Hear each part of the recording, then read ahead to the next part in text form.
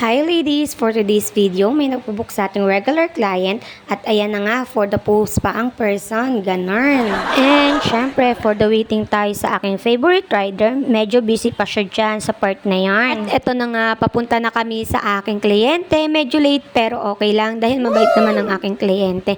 Ladies, sa mga nagtatanong naman po kung saan ako located, dito lang po ako sa Barangay 186 malapit sa St. Joseph Parish Church, likod ng Donsi at syempre for the home service muna ang person. At andito na tayo sa kanilang bahay at syempre dahil lagi akong nagsiservice sa ating kliyente, kilala na ako ng kanilang fur baby na si Cash. At dito nga, chinek ko agad ang buhok ng aking kliyente at syempre for the video ang person kasi gusto ko nga maging vlogger, ganun. At dahil nga 1:45 na ako nakarating, pinakain muna nila ako at pinagkape. Dito nga sa part na to, agad kong vinidyohan ang kuko ni client. As you can see, no leak ang kanyang nails. Konting chika lang. Alam nyo ba na isa sila sa favorite kong servisan?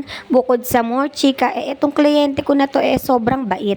Ultimo, pag umihilig siya, nagsusorry. Hello, Ate Aubrey! At ayan na nga, tapos ko nang tanggalin ang kanyang soft gel extension at na-prep ko na rin ng maayos. And, chararan! Ayan na ang finished product ng nails ni client. Mahilig siya sa simple but classy na nails. At ito nga po ang ating second client. 1 month nail growth din po ang kanyang nails. And charan, ito na po ang kanyang finished product. Ang gusto niya lang po may glitters at maroon na kulay ng nails. At ito na nga ang after ng babad at pagplancha sa buhok ng ating kliyente.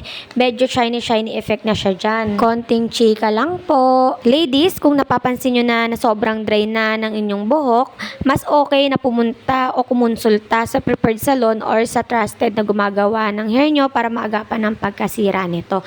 Yun lamang po. Thank you for watching. God bless!